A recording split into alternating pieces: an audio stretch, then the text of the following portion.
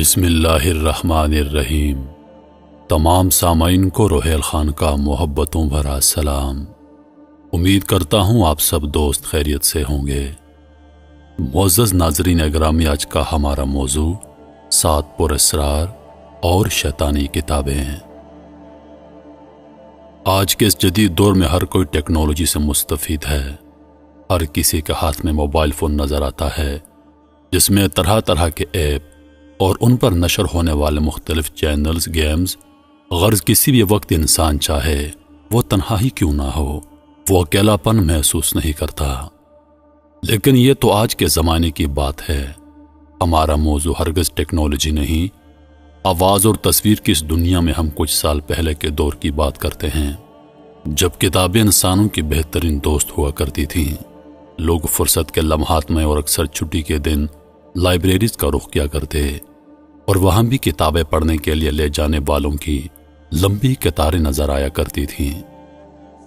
زمانہ قدیم سے کتابیں انسان کی دوست اور تنہائی میں دل بہلانے کے لیے کارآمد ثابت ہوئی ہیں۔ اقوام کی ترقیوں کے راز ان کتابوں میں پوشیدہ ہیں، لیکن شیطان نے اپنے شر سے انہیں بھی محفوظ نہیں رہنے دیا، اور اس نے اپنے شیطانی وسوسوں کی بنیاد پر کئی ایک ایسے ہنرمند مصنفوں سے ایسی شیطانیت پر مبنی کتب تحریر کروائیں جن کا مطالعہ ہماری بربادی کے علاوہ کچھ نہیں، بعض اوقات تو موت کا سبب بنا ہے۔ یہ ایسی کتابیں ہیں جنہوں نے افراد اور معاشرے کے سکون کو برباد کر دیا۔ ان کتابوں کے ذریعے ایسے علوم متعارف کروائے گئے جنہوں نے انسانوں کو بے سکونی میں ڈال دیا۔ یہ کتابیں شیطانی علوم پر لکھی گئیں، اور ان کو لکھنے کا واحد مقصد انسانوں میں اور معاشرتی نظام میں انتشار اور بے حیائی پھیلانا ہے۔ آج ہم چند ایسی کتابوں سے آپ کو متعارف کروائیں گے جن کا مطالعہ ہمارے لیے سراسر نقصان دہ ہے۔ ان کتابوں کو لکھنے والا اور کوئی نہیں سوائے شیطان کے، اور شیطان تو انسان کا کھلم کھلا دشمن ہے۔ لیکن آپ کو ان کے بارے میں آگاہی دینے کا واحد مقصد یہ ہے کہ ہم آپ کو ایسی گمراہی میں مبتلا ہونے سے روک سکیں، کیونکہ ماہرین کا دعویٰ ہے کہ ان کے مطالعے کے بعد آپ موت کا شکار ہو سکتے ہیں، یا پھر اپنی زندگی کو بربادی کے راستے پر ڈال سکتے ہیں۔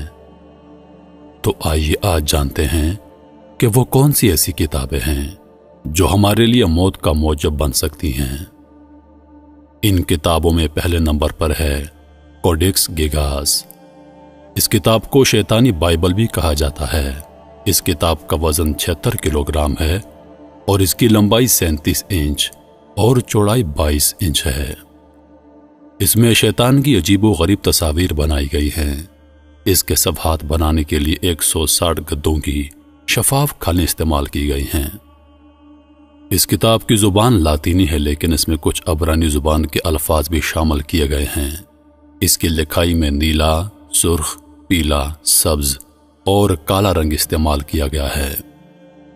اس کا ہر صفحہ اپنے رنگ کے حساب سے دوسرے سے مختلف ہے، جس سے معلوم ہوتا ہے کہ اس کا لکھنے والا کوئی عام آدمی نہیں تھا۔ اس میں سفلی علوم کی تفصیل موجود ہے، اور ساتھ ساتھ عجیب و غریب جادوئی منتروں کا مجموعہ بھی موجود ہے۔ اس میں زمین و آسمان کی تخلیق کے مناظر، جہنم کے وحشت ناک مناظر کی تصویر کشی کی گئی ہے۔ اس کتاب میں شیطان کی خونخوار تصاویر بنائی گئی ہیں۔ شیطان کی بنی ہوئی تصاویر میں دھڑ انسان کی مانند ہے اور چہرہ بھیانک ہے، جبکہ ناخن بڑے ہوئے ہیں، اور 2 زبانیں ہیں جو منہ سے باہر لٹک رہی ہیں۔ تصویر کے مطابق وہ کسی شکاری کی مانند لگتا ہے، کیونکہ اس کے ناخنوں سے خون ٹپک رہا ہے۔ اس کتاب کے مختلف پیجز ہیں جن میں مختلف موضوعات پر لکھا گیا ہے۔ اس میں یہودیوں کی تاریخ سمیت فلکیات اور جادو کے بارے میں لکھا گیا ہے۔ اس کتاب کو بوہیمیا کے ایک پادری نے ایک ہی رات میں لکھ ڈالا تھا، اور یہ 1593 کا زمانہ تھا۔ اس پادری کا نام ہارمن تھا۔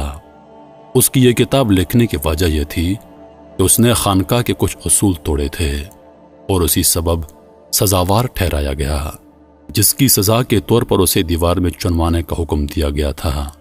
لیکن اس نے کہا کہ اگر اسے معاف کر دیا جائے تو وہ ایک ایسی کتاب لکھ کر دے گا جو دنیا کی سب سے بڑی اور اہم کتاب ہوگی، لیکن جب وہ لکھنے بیٹھا تو اسے محسوس ہوا کہ یہ کتاب اس کے لکھنے کے بس میں نہیں۔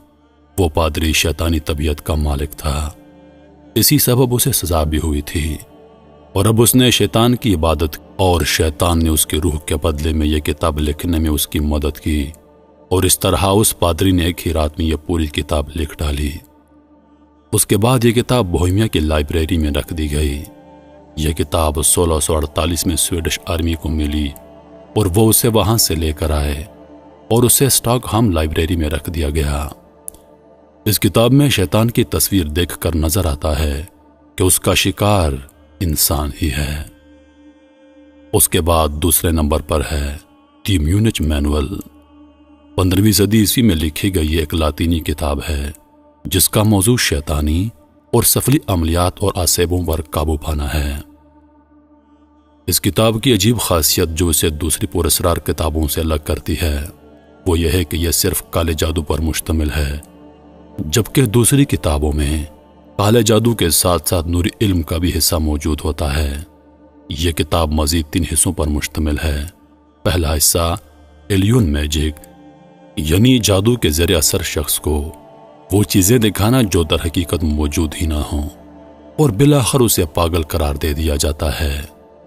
دوسرا حصہ سائیکولوجیکل میجک، جس کے ذریعے سے دوسروں کے احساسات اور جذبات پر قابو پا لیا جائے اور انہیں اپنی مرضی کی کیفیات محسوس کروائی جائیں۔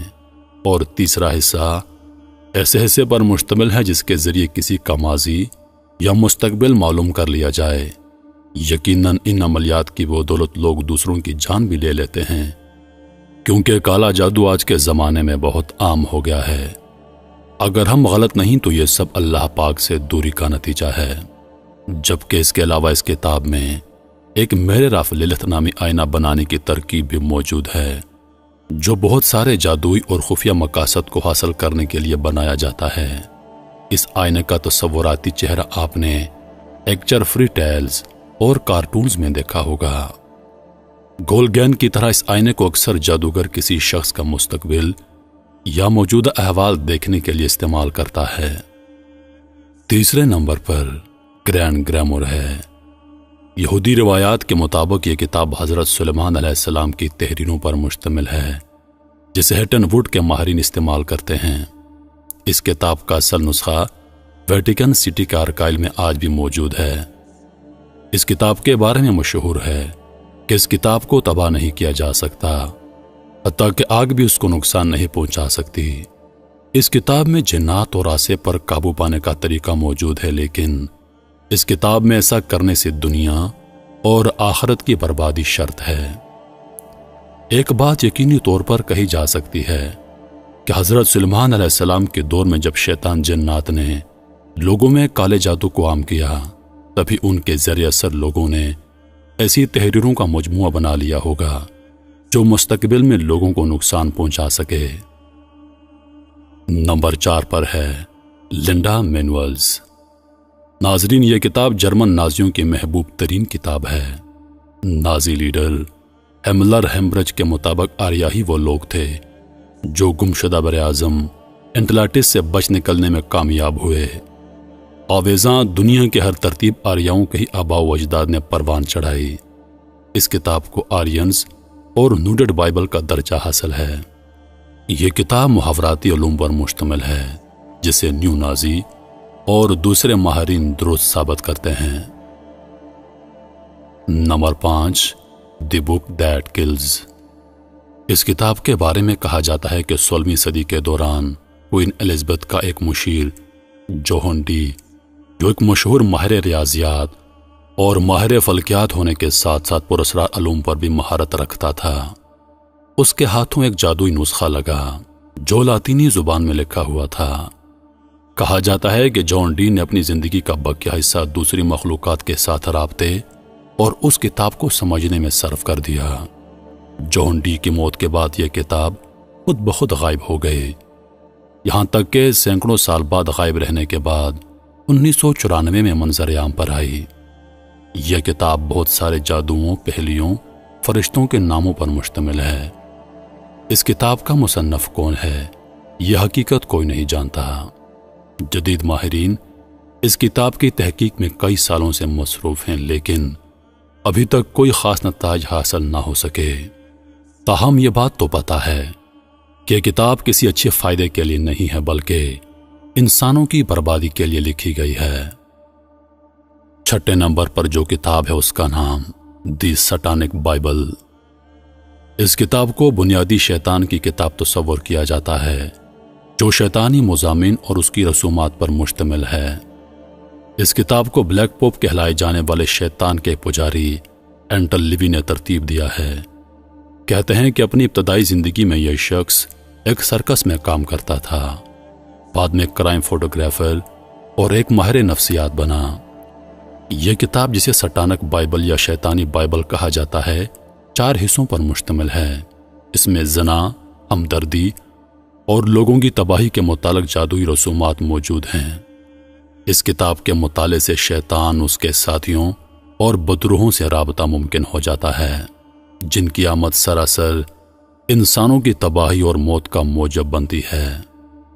ناظرین گرامی، 7ویں نمبر پر جو کتاب ہے اس کا نام ہے دی ووینچ مینوسکرپٹ۔ دنیا کی سب سے قدیم اور پراسرار کتابوں میں دنیا کی صدیوں پرانی ایک کتاب دی ووینچ مینوسکرپٹ ہے۔